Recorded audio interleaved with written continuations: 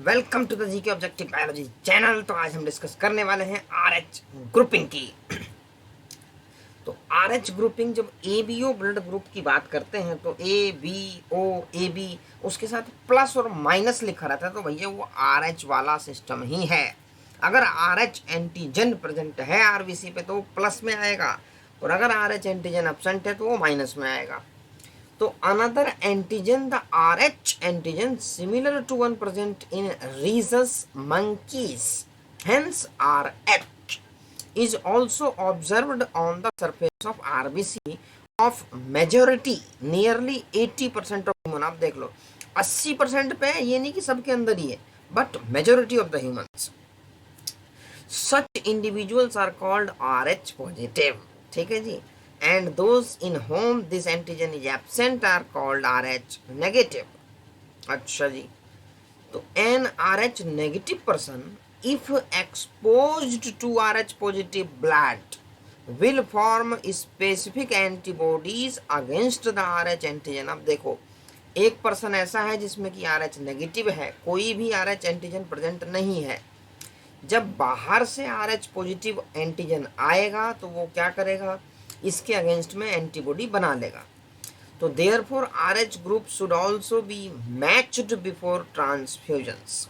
तो ब्लड का ट्रांसफ्यूजन करते हैं तो RH ग्रुप को देखना भी बहुत जरूरी है।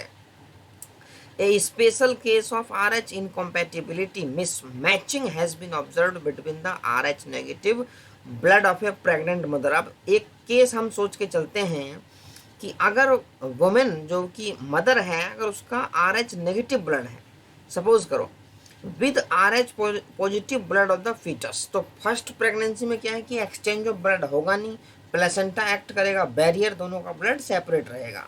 लेकिन डिलीवरी के टाइम पे कुछ हो सकता है, मिक्सिंग हो जाए, तो मदर क्या करेगी कि RH पॉजिटिव के अगेंस्ट में एंटीबॉडी बना लेगी। तो जो सेकेंड चाइल्ड आएगा उसकी फिर खतरे की संभावना है, वही हम देखेंगे।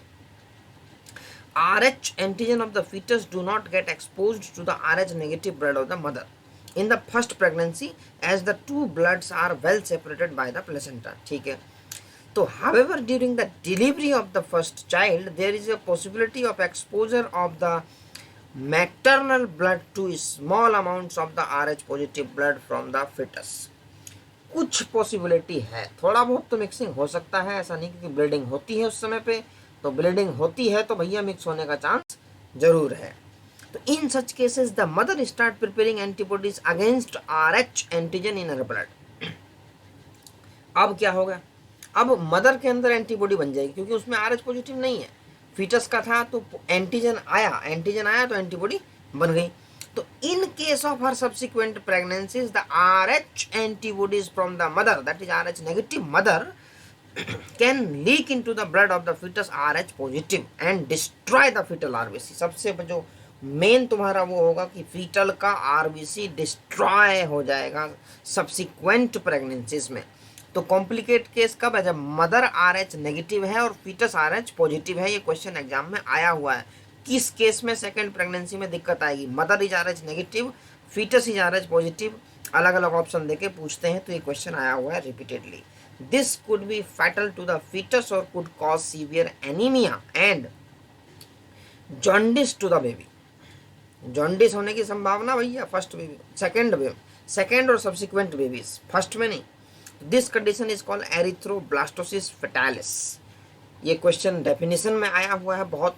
तो this can be avoided by administering anti RH antibodies. इसका उपाय देख लो क्या है कि RH नेगेटिव मदर को उसका एंटी RH एंटीबॉडी दो, anti RH antibody to the mother immediately after the delivery of the first child. तो delivery of the first child के बाद ये हम दे सकते हैं अगर RH इनकॉम्पैटिबिलिटी है मदर और फीटस के बीच में। तो इस तरीके से ये RH एंटीजन वाला तुम्हारा जो टॉपिक है ये खत्म हुआ। इससे एक क्वेश्चन जो मैंने बताया कि in which of the following combinations the second pregnancy में leads to harmful effect on foetus. तो RH negative mother, RH positive foetus, ये तुम्हें ध्यान रखना है, ये क्वेश्चन इसमें आता है।